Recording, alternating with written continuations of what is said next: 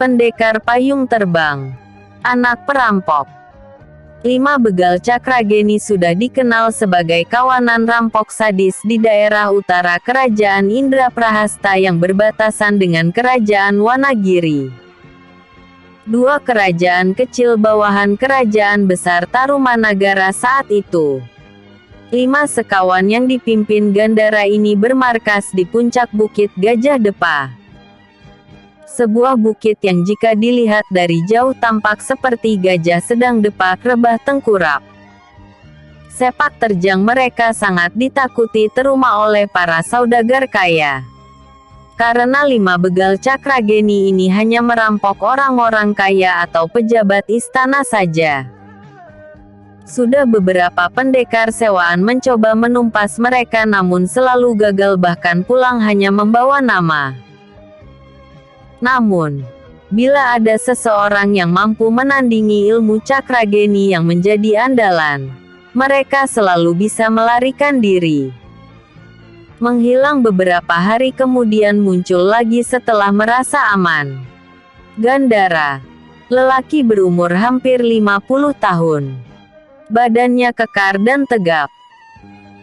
Tidak seperti perampok pada umumnya yang memiliki wajah seram dengan kumis tebal dan berewokan. Gandara adalah sosok lelaki tampan berwajah bulat dan kumis tipis tanpa jenggot. Tambah menawan dengan ikat kepala batik yang menutup rambutnya yang tergerai panjang sebahu. Satu ciri khas seorang rampok adalah pakaian serba hitam. Begitu juga yang dikenakan Gandara yang saat ini tengah berdiri di halaman depan pondok kayu yang cukup besar. Tempat tinggal dia bersama 4 kawannya. Dan juga anak lelaki semata wayangnya. Anak lelaki yang kini jadi ganjalan dalam pikirannya karena sudah berkali-kali hendak kabur. Entah apa yang ada dalam pikiran anak yang sudah berusia 13 tahun itu. Aku tidak ingin ikut ayah. Lantas kau ikut siapa? Kemana? Kemana saja? Asal tidak bersama ayah. Kenapa? Aku tidak mau jadi perampok. Gandara terhenyak mengingat percakapan dengan Adijaya, anaknya, beberapa saat sebelum kabur lagi. Memang, dari dasar sanubarinya dia menentang pekerjaannya sebagai begal. Dia tahu, dia sadar, bahwa itu adalah perbuatan hina, tercela. Walau yang dirampas hanyalah harta saudagar atau pejabat istana. Sehingga ketika sang anak tak ingin bersamanya lagi lantaran tidak mau jadi begal, dia tak bisa berkata apa-apa. Tapi sebagai ayah tetap khawatir. Bagaimana nasib anaknya bila benar-benar hidup sendirian? Lamunan Gandara buyar saat 4 kawannya muncul bersamaan dari 4 arah. Tampilan mereka tak jauh berbeda dengan pimpinannya. Berpakaian serba hitam. Juga tidak ada yang memiliki wajah seram. Seperti orang biasa pada umumnya. Bagaimana? Tanya Gandara. Darpa, Wikarta, Kuntala dan Sarkawi sama-sama menggeleng. Kali ini Adijaya benar-benar sukar ditemukan. Anak sialan. Gandara mendengus marah. Lanjutkan pencarian. Cari ke desa-desa terdekat. Dia pasti belum jauh. Perintah Gandara kepada 4 kawannya. Baik. Jawab keempatnya serempak. Kemudian mereka kembali pergi ke 4 arah yang berbeda. Termasuk Gandara juga turun tangan ikut mencari anaknya. Dia pergi ke arah yang lain. Setelah keadaan aman, muncullah Adijaya dari balik semak belukar yang tak disangka akan menjadi tempat persembunyiannya. Anak lelaki yang bongsor. Di usianya yang ke-13 tinggi badannya melebihi anak seumurannya. Hampir menyamai tinggi ayahnya. Wajahnya juga tampan. Tanpa pikir panjang lagi dia juga pergi ke arah yang berbeda. Tanpa membawa bekal apapun. Pakaian pun hanya yang dikenakan di badannya. Adijaya bertekad bulat meninggalkan ayahnya, keluarga satu-satunya yang dia miliki. Semua ini karena hati nuraninya yang bertentangan dengan pekerjaan sang ayah, yaitu perampok. Pemuda tanggung ini melangkah menyusuri jalan setapak yang jauh dari keramaian. Entah sudah berapa jauh dia meninggalkan bukit tempat tinggalnya. Adijaya tidak ingat sejak kapan ayahnya jadi perampok. Mungkin sejak masih kecil. Dia teringat kepada ibunya yang sudah lama meninggal. Saat itu dia masih berumur 7 tahun. Lebih jauh lagi dia mengingat-ingat saat masih kecil. Saat ibunya masih hidup.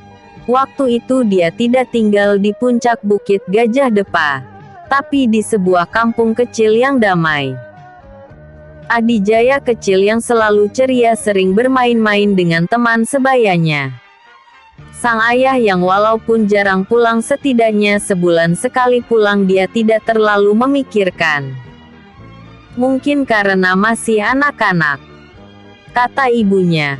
Ayahnya bekerja kepada seorang saudagar yang selalu kirim-kirim barang ke kota raja, makanya jarang pulang. Namun, setelah ibunya meninggal karena penyakit yang sudah lama diidapnya, Gandara mengajak Adijaya pindah rumah ke Bukit Gajah Depa. Di sana dia tidak lagi mendapati sang ayah yang pulang sebulan sekali. Hampir setiap hari selalu ada di rumah bersama teman-temannya. Hanya selama 1 hari saja Adijaya ditinggal di rumah. Besoknya sang ayah sudah kembali membawa barang-barang berharga. Belakangan diketahui bahwa 1 hari itu adalah saat beraksinya melakukan pembegalan. Sekarang, di umurnya yang masih hijau, pikirannya seolah sudah melangkah lebih maju. Ya, dia tidak ingin mengikuti jejak ayahnya. Mulai dari sekarang, hidupnya akan berubah. Sampai di perkampungan perutnya mulai terasa lapar. Adijaya menyapukan pandangan. Banyak orang lalu lalang yang baru pulang dari sawah dan ladang mereka. Ada juga yang membawa sisa-sisa dagangan. Anak ini mendongak. Semburat jingga berpijar di ufuk barat. Hatinya girang sekarang. Di salah satu sudut perempatan jalan dia melihat sebuah kedai makan yang masih ramai. Segera saja Adijaya menghampirinya, namun bukan ke bagian depannya melainkan ke belakang. "Permisi, Bi," sapa Adijaya kepada seorang wanita parubaya yang sedang memasak. Si bibi ini menatap sejenak, menyelidiki. Barangkali dia mengenali Adijaya. Ternyata tidak. "Ada apa, Yang?" Panggilan kepada anak laki-laki. "Saya lapar, Bi," Adijaya terus terang. Polos. Si bibi kembali menatap. Dia berpikir anak ini pasti hendak minta makanan karena tidak punya uang. Melihat dari penampilannya jelas sekali anak ini habis menempuh perjalanan jauh. Jangan ditanya soal orang tuanya, karena dilihat dia cuma sendirian. "Saya tidak akan meminta cuma-cuma, Bi," ujar Adijaya seolah mengetahui isi hati si pemilik kedai. "Bibi boleh menyuruh saya mengerjakan apa saja dulu. Saya mau." "Oh." Si bibi angguk-angguk kepala. "Baiklah. Kamu cuci saja peralatan makan di sana." "Baik, Bi." Segera Adijaya mengerjakan apa yang disuruh si bibi pemilik kedai. Setumpuk tempat makan yang terbuat dari anyaman bambu, tanah liat dan juga bumbung bambu yang dibuat seperti gelas sudah berpindah ke tempat cucian yang berada di samping kedai sebelah dalam. Walau perut terasa lapar, tapi Adijaya begitu semangat mengerjakan tugasnya. Dia senang mendapatkan sesuatu yang dibutuhkan dari hasil keringat sendiri. Bekerja. Hal yang lumrah bagi semua orang untuk mencukupi kebutuhan hidupnya. Tapi kerja yang baik, pekerjaan yang baik, dilakukan dengan baik, bukan dengan cara merampok. Dia ingat ayahnya, namun akan segera melupakannya. Dan jangan sampai bertemu lagi. Kalau bisa untuk selamanya. Baca terus lanjutannya. Saran, like dan vote-nya ditunggu. Salam Cersil Nusantara. Pendekar payung terbang. Percakapan di kedai. Selesai mengerjakan tugasnya dengan semangat, Adijaya mendapatkan sepiring nasi penuh berikut lauknya juga disediakan satu kendi air untuk minum. Anak ini makan dengan lahap dan senang, karena didapat dari hasil keringat sendiri. Selain jadi enak di lidah juga memberikan rasa tenang di hati. Selesai makan dia menghampiri si bibi pemilik kedai yang sedang merapikan perabotan. "Bibi, bolehkah saya bekerja di sini?" Si bibi memandangi Adijaya dari atas sampai bawah. Anak ini langsung mengerti sorot mata si bibi yang penuh tanya itu. "Saya sebatang kara, Bi," ujar Adijaya berbohong. Daripada mengaku bahwa dia anaknya Gandara pimpinan 5 begal Cakrageni yang sudah terkenal itu. Pasti wanita pemilik kedai ini akan langsung mengusirnya. Melihat anak yang membutuhkan penghidupan juga sepertinya butuh tempat tinggal. Si bibi merasa kasihan juga. "Kau tidak punya tempat tinggal?" tanya si bibi. Adijaya menggeleng. "Baiklah. Kau boleh bekerja di sini. Tapi kau tidur di kedai saja. Bagaimana?" "Tidak apa-apa, Bi. Saya senang asal ada tempat untuk istirahat." Adijaya tersenyum lebar. Senyum yang menyenangkan. Indah dipandang. "Oh, ya. Siapa namamu?" Adijaya tercekat sebentar. "Ginggi." Dia terpaksa berbohong lagi. Si bibi tampak terkejut mendengar nama aneh yang setahu dia Ginggi adalah nama suatu dedemit makhluk halus. Adijaya melihat perubahan wajah si bibi yang sepertinya merasa aneh mendengar namanya. Entah kenapa dia asal sebut saja. "Baiklah," kata si bibi mengenyahkan rasa anehnya. "Mungkin namanya memang seperti itu. Kau boleh panggil saya Sariti. Rumah saya di sana." Sariti menunjuk ke sebelah kiri. Sekitar 10 tombak ke sana terlihat sebuah rumah kayu tidak kecil juga tidak besar. "Saya tinggal bersama suami saya," lanjut Sariti. "Baik, Bi. Terima kasih sudah menerima saya. Sekarang apa yang harus saya kerjakan?" "Baiklah. Kau ambil peralatan makan bekas pembeli lalu seperti tadi. Cuci lagi sampai bersih." Ginggi alias Adijaya mengangguk terus langsung mengerjakan perintah majikannya. Malam harinya setelah kedai tutup, Ginggi tidur di ruang kosong dekat dapur. Ruang kosong yang kebetulan pas untuk tidur ditambah sudah tersedia sebuah balai bambu. Sepertinya tempat ini untuk istirahat jika kedai sedang sepi pembeli. Di rumahnya, Sariti menceritakan tentang Adijaya alias Ginggi kepada suaminya yang bernama Barna.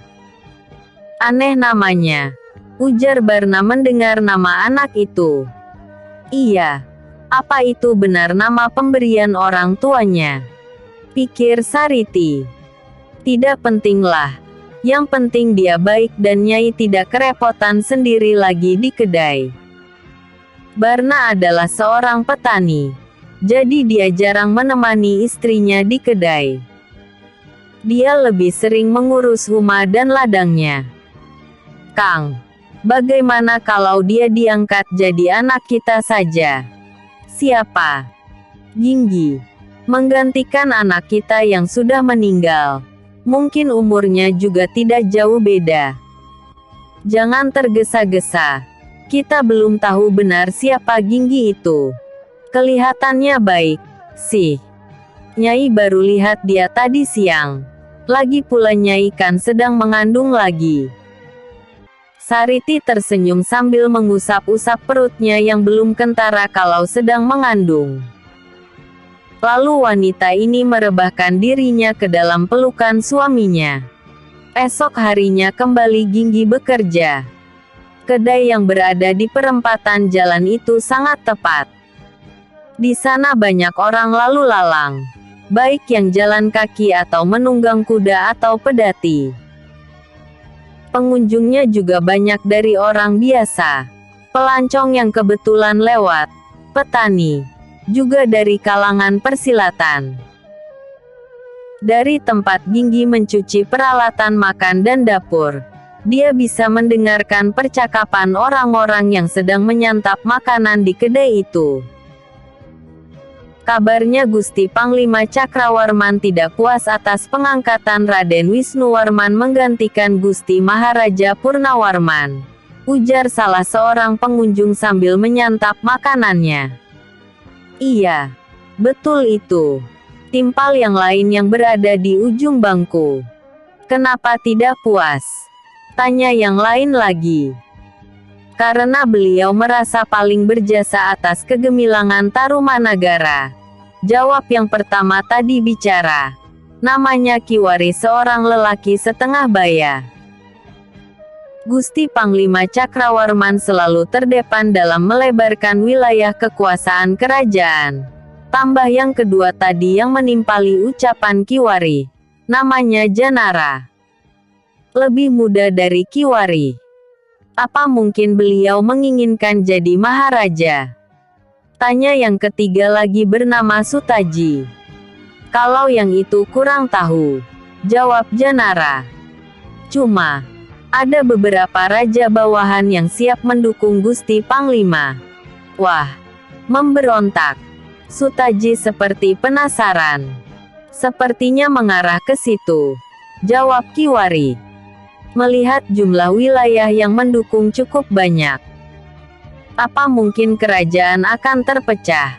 Misalnya Gusti Panglima Cakrawarman mendirikan kerajaan baru sebagai tandingan Tarumanagara dengan wilayah raja-raja bawahan yang mendukungnya.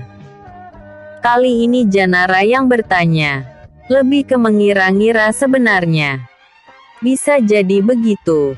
Sutaji angguk-angguk. Kamu mendukung siapa? Ki Janara. Tanya Kiwari. Janara menghempaskan nafas pelan. Tidak tahu. Karena semuanya menurutku benar. Benar bagaimana? Tanya Kiwari lagi. Gusti Prabu Purnawarman benar. Sebagai maharaja beliau mewariskan tahta kepada putranya. Gusti Panglima juga benar. Atas jasa-jasanya Tarumanagara menjadi besar. Kiwari manggut-manggut. Menurut kamu bagaimana? Tanyanya kepada Sutaji sambil menepuk pundak. Sutaji kaget hampir tersedak. Dua temannya tertawa. Saya mah yang penting masih bisa makan dengan tenang. Urusan kerajaan biarlah sama yang ahlinya saja, ujar Sutaji. Kamu mah, makan saja yang dipikirkan. Seru Janara lalu terbahak-bahak. Dari mendengarkan percakapan yang tidak sengaja ini, Adijaya bertambah pengetahuannya tentang kerajaan. Walaupun tidak mengerti sama sekali, setidaknya dia jadi tahu nama raja dan panglima. Kadang Ginggi alias Adijaya menyimak percakapan sambil menghidangkan pesanan makanan. Atau sambil duduk di belakang meja hidangan menggantikan Sariti ketika pemilik kedai ini ada keperluan keluar. Selain tentang kerajaan yang selalu jadi bahan utama pembicaraan, Adijaya juga sering mendengar perbincangan antar pendekar dari jagat persilatan. Yang mereka bicarakan tentang jurus, ilmu, ajian, senjata dan kitab pusaka.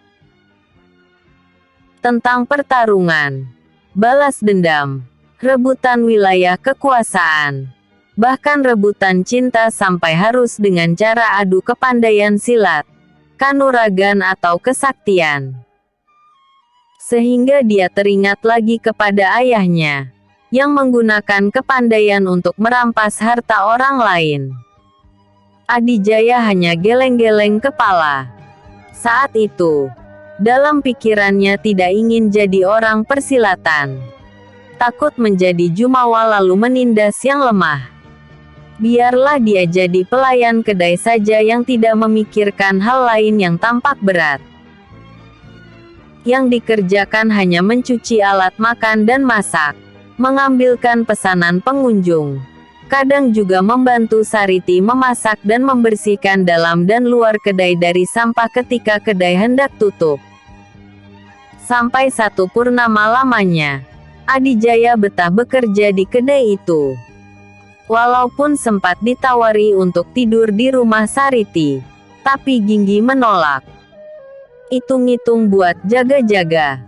Begitu jawabnya. Dengan Barna juga sudah diperkenalkan. Suami Sariti itu orangnya cukup baik. Dia senang Ginggi alias Adijaya bisa meringankan pekerjaan istrinya. Dukung terus Cersil bernuansa Nusantara. Saran, like dan vote ditunggu. Ya. Salam Cersil Nusantara. Episode sebelumnya, Anak Perampok. Episode berikutnya, Pukulan Dewa Tunggal. Ekar payung terbang. Pukulan Dewa Tunggal. Selain mencuci peralatan makan dan dapur, Adijaya juga diajari memasak. Walaupun umumnya itu adalah pekerjaan perempuan, tapi untuk kelancaran pelayanan boleh-boleh saja lelaki juga memasak. Bukankah banyak juga lelaki yang jago masak?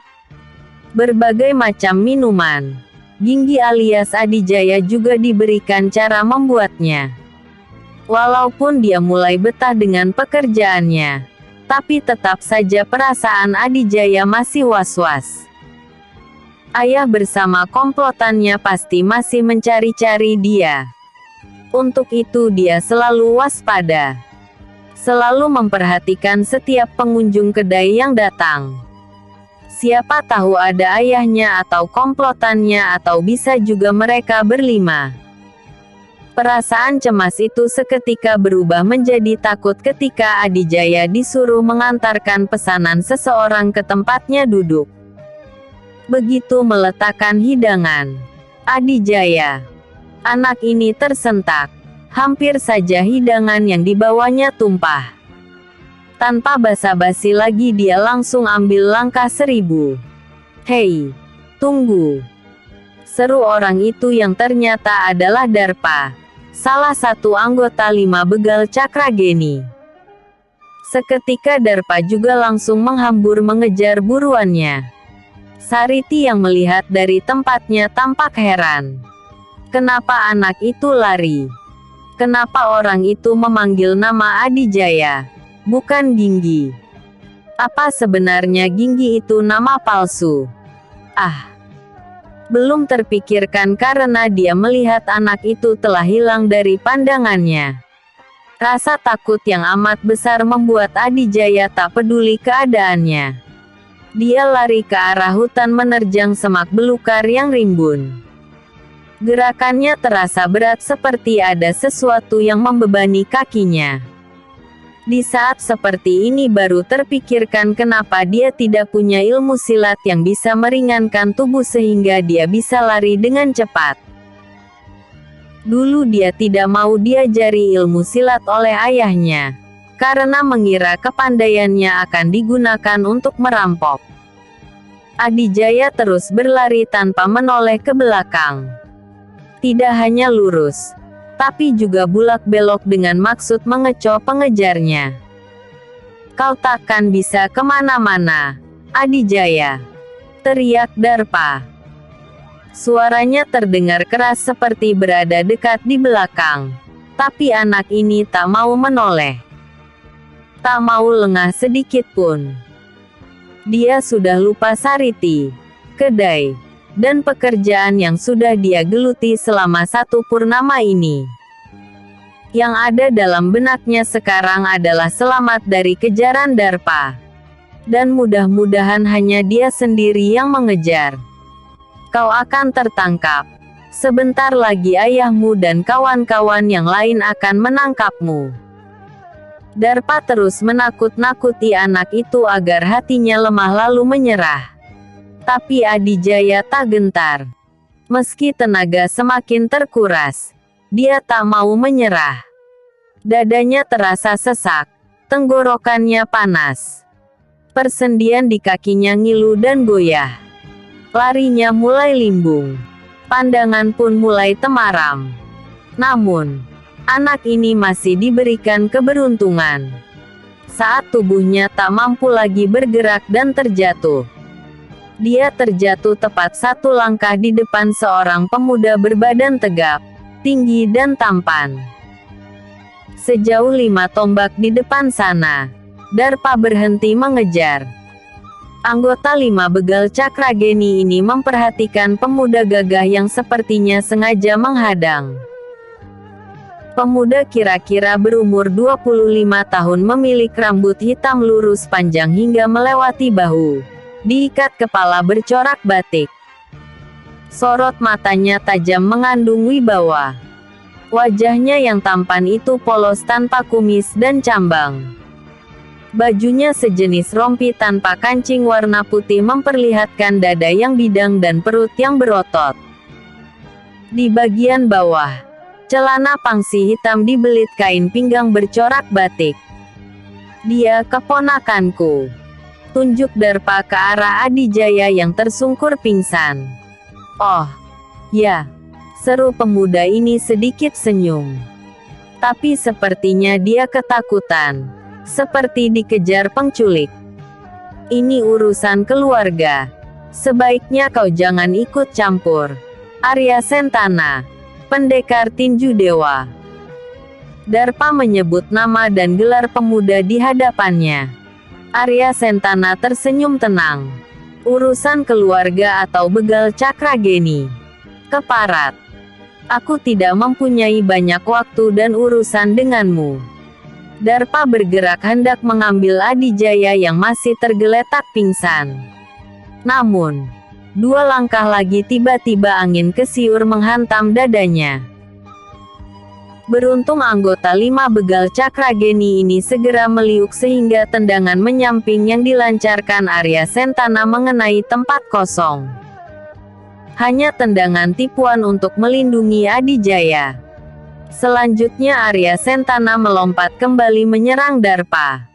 Mendesak mundur agar menjauh dari sosok Adijaya. Ada sedikit kekhawatiran di benak pendekar tinju dewa ini. Yaitu anggota begal Cakrageni yang lain bisa saja membokong dan menangkap anak itu. Tapi sampai 10 jurus berlalu belum juga muncul komplotan begal ini. Arya mengira kawanan begal ini tengah melakukan perampokan. Mungkin kepada satu keluarga. Kemudian anak dari keluarga itu melarikan diri dengan membawa sesuatu yang berharga. Terus dikejar hingga akhirnya pingsan di hadapannya. Jadi sebelum kawan-kawan begalnya datang dia harus menyelesaikan pertarungan ini lalu menyelamatkan anak malang itu. Darpa sudah mengeluarkan ilmu andalannya. Cakrageni tingkat kelima. Hanya itu yang baru dicapainya. 2 tingkat di bawah pimpinannya. Gandara yang sudah mencapai tingkat tertinggi. Ilmu yang memusatkan tenaga dalam pada tangan dari siku hingga ke jari-jari yang membentuk cakar. Setiap gerakannya menghembuskan angin padat yang menyayat kulit. Tapi yang dihadapi Darpa adalah pendekar tinju dewa. Sesuai namanya, jurus-jurus yang dilancarkan mengandalkan tinju dari kepalan tangan. Saat ini Arya Sentana menggunakan jurus pukulan Dewa Tunggal. Gerakannya lentur tapi gesit. Orang mengira gerakan itu lembek seperti jurus untuk perempuan. Tapi bila pukulannya mengenai sasaran, dampaknya akan dahsyat sekali. Batu sebesar kerbau pun akan hancur.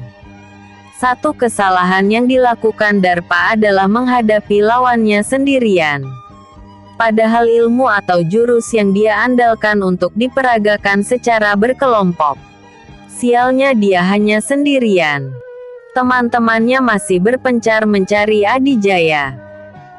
Tak menyangka ketika berhasil menemukan anak pimpinannya ini malah harus berhadapan dengan pendekar yang sudah menorehkan namanya di dunia persilatan. Lama-kelamaan anggota begal Cakrageni ini terdesak. Cakarnya sering digunakan untuk menangkis atau menghalau serangan lawan. Setiap benturan membuat tenaganya terkuras. Tenaga dalam lawan ternyata lebih tinggi beberapa tingkat darinya. Hingga akhirnya, Bruk. Karena gerakannya semakin melambat, Darpa melakukan tindakan nekat ketika satu pukulan dahsyat mengarah ke wajahnya. Dia menjadikan dua cakarnya sebagai tameng menghalau pukulan lawan. Karena tenaga lawan lebih kuat, akibatnya tubuh Darpa terpental 7 tombak ke belakang lalu jatuh bergulingan. Dua telapak tangannya retak, merembet ke tulang tangan hingga siku bahkan tulang bahunya sampai lepas dari tempatnya. Lebih parah lagi, tenaga dalam yang menghantam serasa meremukan isi perutnya. Kini tubuhnya lumpuh juga terasa terbakar di dalam. Darpa mengerung menahan sakit yang tiada taraf. Arya Sentana menghampiri tubuh Adijaya yang masih pingsan. Lalu dia menggendongnya di pundak kanan. Sekali lihat saja dia sudah tahu anak ini tidak memiliki kepandaian silat. Dia hendak membawa anak itu ke padepokan Linggapura tempat dia menuntut ilmu dari kecil hingga menjadi seorang pendekar pilih tanding. Semoga saja gurunya Kiranggasura mau menerima anak ini sebagai murid. Bagaimana nasib Adijaya selanjutnya? Jika berkenan, jadikan cersil ini favorite.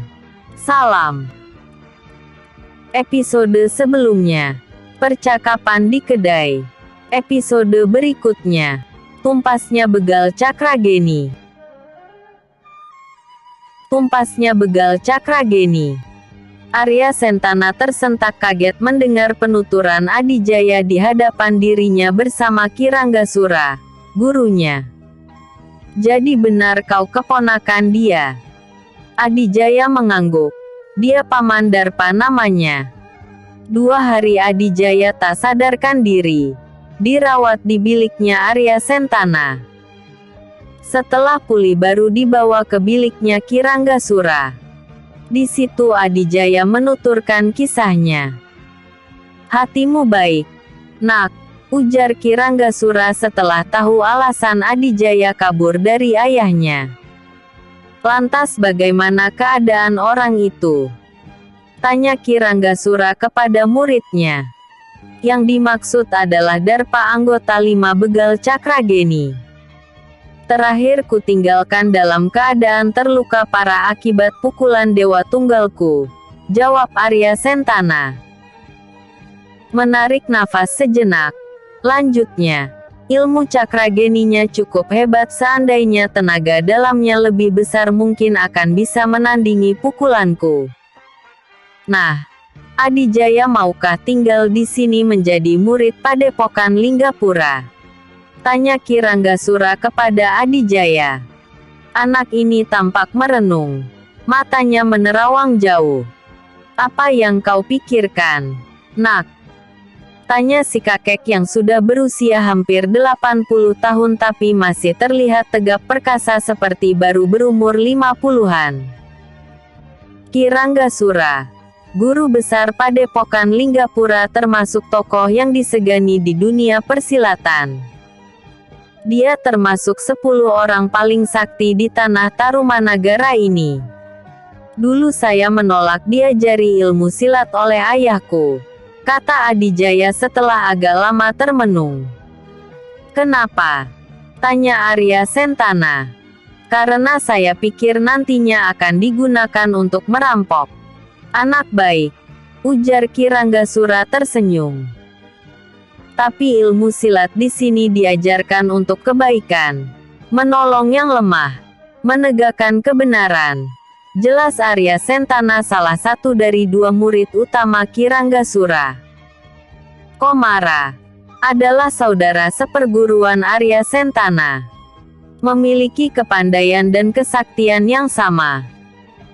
Hanya saja dia lebih sering di dalam padepokan untuk mendidik murid-murid yang lain yang jumlahnya sekitar 50 orang yang terbagi dalam 3 tingkat. Sedangkan Arya Sentana sering mengembara turun gunung sehingga namanya lebih dikenal di dunia persilatan. Bagaimana, Nak? Tanya Ki Ranggasura lagi. Baiklah Eyang, saya mau belajar di sini. Nah, begitu. Si kakek mengekeh sambil menepuk-nepuk pundak Adijaya. Lalu tiba-tiba ada seseorang datang. Sampurasun. Maaf Eyang, saya ada keperluan dengan Raka Arya. Rai Komara. Ada apa? Ada beberapa orang mencari Raka. Siapa? Entahlah. Mereka 4 orang. Sepertinya ada hubungannya dengan Adijaya. Sang guru menimpali. Dengan ilmunya tinggi dia mempunyai firasat yang selalu tepat. Komara menatap sejenak ke arah Adijaya begitu nama anak ini disebut gurunya. Begal Cakrageni, ujar Arya Sentana lebih ke menggumam. Mari, aku temui mereka. Pendekar tinju dewa bergegas keluar menemui mereka yang menunggu di lapangan tempat berlatih silat. Lapangan yang luas karena bisa menampung 50 murid padepokan.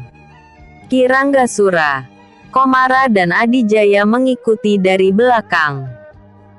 Benar juga, yang berdiri di tengah lapangan itu adalah Gandara bersama komplotannya yang kini hanya 3 orang. 5 begal Cakrageni. Ada apa? Tanya Arya Sentana dengan suara menekan yang disertai tenaga dalam. Kami menuntut balas atas kematian saudara kami. Gandara menunjuk satu sosok yang tergeletak di sisi lapangan. Rupanya yang bernama Darpa itu telah tewas. Gandara menyeringai sinis, dan juga hendak mengambil anak itu. Tunjuknya ke arah Adijaya. Wajah Adijaya tampak panik. Tapi Ki Ranggasura merangkul, menenangkan. Saya yang bertanggung jawab atas kematian saudara kalian. Seru Arya Sentana masih disertai tenaga dalam. Silahkan. Mau satu-satu atau sekaligus berempat? Sombong. Sentak Kuntala. Kedua matanya melotot angkuh. Rahangnya mengeras. Nafsunya sudah memuncak ingin segera membalas dendam. Dengan tenang Arya Sentana melangkah ke depan. Keempat lawannya mengambil tempat masing-masing. Mengurung pendekar tinju dewa. Di pinggiran lapangan kini sudah berderet murid-murid padepokan menyaksikan pertarungan yang akan segera berlangsung. Pendekar muda yang sudah menorehkan nama melawan kawanan rampok yang juga sudah terkenal. Tapi kini hanya berempat saja. Entah siapa yang memulai. Pertarungan telah terjadi. 4 orang dengan jurus berkelompok menyerang 1 orang yang tetap bersikap tenang dalam gerakannya. 4 serangan menyasar kepala, leher, perut dan asteris.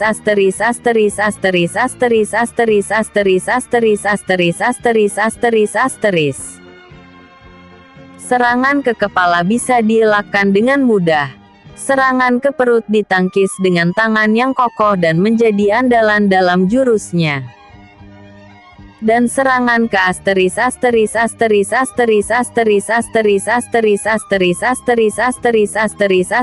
dihalau dengan kaki. Selanjutnya terjadi jual beli serangan.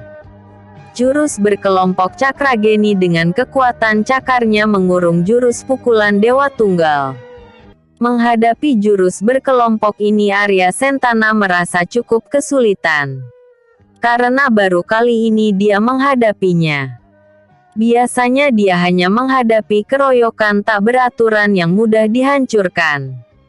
Untuk mengimbangi mereka, Arya Sentana tidak hanya mengandalkan pukulan Dewa Tunggal, tapi juga mengeluarkan tinju Dewa Tertawa dan Dewa Memukul Denawa. Tidak lupa pengerahan tenaga dalam juga langsung penuh. Dia tidak mau coba-coba melawan kelompok begal yang sudah lama malang melintang ini. Jurus dan ilmu Cakrageni memang dahsyat. Walaupun kini cuma berempat, kekuatannya tetap besar. Serangan-serangannya menutup gerak langkah lawan, seolah-olah tak memberi celah untuk menghindar atau bahkan membalas. Tapi pendekar tinju dewa bukan pendekar sembarangan. Meski masih muda tapi pengalaman bertarungnya sudah lumayan. 3 jurus yang diperagakan bergantian kadang digunakan bersamaan mampu mengimbangi jurus berkelompok lawannya. Ki Ranggasura dan Komara menyaksikan dengan tenang. Sang guru sudah bisa membaca kekuatan lawan yang dihadapi muridnya. Merupakan kebetulan juga mengingat sampai saat ini belum ada pendekar yang benar-benar berhasil menumpas kawanan rampok itu. Mereka selalu kabur bila mendapatkan lawan yang sulit dikalahkan. Kembali ke pertarungan 1 lawan 4. Karena semuanya tak menggunakan senjata, maka yang sering beradu benturan adalah pukulan yang menjadi andalan kedua pihak. Kadang juga disertai tendangan guna mengisi kekosongan ketika menyiapkan pukulan susulan. Benturan-benturan itu menimbulkan getaran ke urat-urat bagian tubuh yang berbenturan, terutama bagian tangan. Getaran ini menyebabkan berkurangnya tenaga. Namun, yang membuat bertahan adalah seberapa banyak tenaga simpanan untuk menggantikan tenaga yang hilang. Jika dilihat secara perhitungan, Arya Sentana akan cepat berkurang tenaga karena melawan 4 orang sekaligus. Tapi sampai 100 jurus lebih dia masih tampak tenang, bahkan tak berkeringat sedikit pun. Malah keempat lawannya tampak menyerang membabi buta walau masih kompak dengan jurus berkelompok. Mereka geram karena belum juga bisa melukai lawan. Arya Sentana menggunakan taktik bertahan untuk menyerang. Setiap serangan dia songsong. Berani menahan pukulan dengan pukulan lagi. Dia yakin dengan tenaga cadangannya. Sampai ketika 4 serangan berbarengan menyasar bagian tubuhnya yang berbahaya, Arya Sentana seperti menunggu serangan itu datang. Hingga 1 jengkal lagi serangan itu mengenai sasaran. Dalam waktu sepersekian detik murid Padepokan Linggapura ini melakukan sesuatu. Brak! Bru! 4 orang terjengkang ambruk. Semuanya tak berkutik. Terkapar. Murid-murid yang menyaksikan tampak melongo. Hanya Ki Ranggasura dan Komara yang tersenyum. Apa yang terjadi? Episode sebelumnya. Pukulan Dewa Tunggal. Episode berikutnya. Murid yang tersisih. Pendekar Payung Terbang. Murid yang tersisih. Arya Sentana mengerahkan tenaga penuh pada tangan dan kakinya. Kepalan tangan kiri dijadikan tameng bagi wajahnya yang menjadi sasaran dari arah depan. Serangan yang menghantam tameng ini seperti menghantam dinding baja sehingga membuat penyerangnya terpental, bahkan merasakan akibat benturan itu seperti merontokkan tulang-tulangnya. Begitu juga dengan 3 serangan lain. Yang mengarah ke jantung dari arah kiri ditahan dengan pukulan tangan kanan. Berbarengan dengan siku kanannya menahan serangan keiga dari arah kanan. Dan tendangan kaki ke belakang menahan serangan ke punggungnya dari arah belakang. Semua itu terjadi dalam sekejap mata saja. Semuanya bernasib sama. Serangan mereka seperti menghantam dinding baja yang malah mendorong balik hingga mereka terjengkang dan ambruk. Yang bernama Wikarta dan Sarkawi langsung tewas seperti tanpa luka di luar tapi di dalam tulang-tulang dan uratnya hancur. Yang bernama Kuntala tampak masih megap-megap menahan ngilu yang amat sangat. Sedangkan sang pimpinan tergeletak lemas tapi masih bisa bersuara. Adijaya, anakku. Ki Ranggasura menghampiri sambil membawa Adijaya yang kelihatan masih takut dan ragu untuk mendekati ayahnya. Kemarilah, Adijaya. Ditemani oleh si kakek, Adijaya bersimpuh di samping ayahnya. Ada rasa kasihan melihat nasib ayahnya yang seperti itu. Menjadi orang lumpuh tak berdaya. Diam-diam hatinya tersayat juga. Tapi tak bisa berkata apa-apa. Adijaya, maafkan ayahmu. Kau harus tahu, sejahat-jahatnya seorang ayah, tidak ingin anaknya menjadi jahat juga. Ayah ingin kau jadi anak yang baik. Jangan mengikuti jejak ayahmu. Kau benar kalau kau tak mau ikut ayah lagi karena jadi perampok. Tapi ayah juga khawatir kalau kau hidup sendirian. Ki Ranggasura, ya, aku serahkan anakku. Didiklah dia jadi orang baik dan berguna. Gandara terkulai menghembuskan nafas terakhir. Beginilah akhir hayat begal Cakrageni. Tanpa bersuara, Adijaya meneteskan air matanya. Ada rasa senang dan sedih bersamaan. Senang karena pada akhirnya ayahnya sadar akan sepak terjangnya selama ini. Sedih karena saat ayahnya bertobat harus kehilangan nyawa juga. Tak ada dendam di hatinya. Ia menganggap ini adalah karma bagi ayahnya. Eyang, ada satu orang hilang. Seru Komara menyadari sesuatu. Semua mengedarkan pandangan. Salah satu anggota begal yang bernama Kuntala telah lenyap karena kini hanya ada 3 jasad dan 1 jasad di pinggir lapangan. Seseorang berilmu tinggi telah membawa jasadnya, ujar Ki Ranggasura merasa lengah. Gerakannya cepat dan tidak bersuara. Sungguh hebat ilmunya. Siapa dia? Eyang, tanya Komara. Sang guru menggeleng pelan. Bisa jadi guru mereka, gumamnya pelan. Dia membawanya karena masih hidup, ujar Arya Sentana. Mari kita kuburkan mereka dengan layak, ajak Ki Ranggasura. Dibantu beberapa murid lain, 4 jasad begal Cakrageni akhirnya dikuburkan di tempat yang jauh dari padepokan. Keesokan harinya Ki Ranggasura mengumumkan bahwa Adijaya telah diangkat jadi murid padepokan Linggapura. Di depan sang guru besar, para murid padepokan menunjukkan sikap menerima kehadiran Adijaya sebagai murid baru.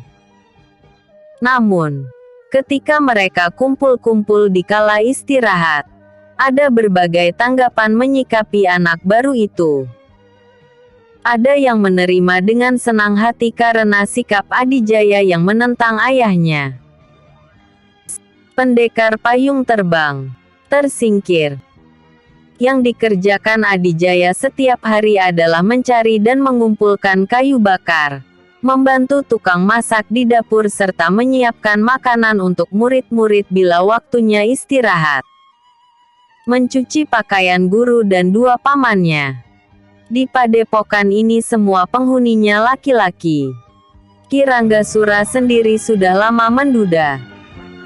Kepada murid yang sudah dewasa seperti Arya Sentana dan Komara, sang guru sudah menyarankan untuk menikah jika sudah ingin berkeluarga. Istrinya boleh tinggal di padepokan. Arya Sentana yang merasa kasihan dan sudah menganggap Adijaya seperti keponakan sendiri, diam-diam mengajarkan anak itu mengolah tubuhnya menjadi kuat. Setiap hari beban kayu bakar yang diangkat dengan cara dipikul selalu ditambah. Bagusnya, Adijaya selalu semangat mengerjakannya. Anak mendiang Gandhara pimpinan begal Cakrageni yang telah tewas beberapa hari yang lalu ini juga tidak tahu kalau cara memotong atau menebas kayu bakar merupakan bagian dari gerakan jurus. Secara tidak sadar walaupun tidak diajari silat, tubuh Adijaya ditempa agar menjadi kuat dan memiliki tenaga yang besar. Setidaknya dia memiliki tubuh yang sehat dan kuat.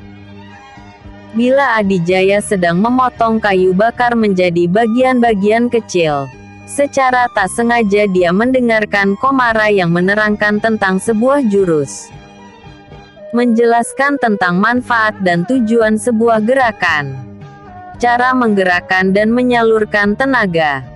Bagaimana kecepatan dan ketepatannya. Semua yang dijelaskan itu Adijaya bisa mengingatnya ketika hendak tidur. Aku yakin kau akan tetap menjadi orang baik. Tidak seperti yang disangkakan para murid, ujar Arya Sentana di suatu malam ketika yang lain sudah terlelap.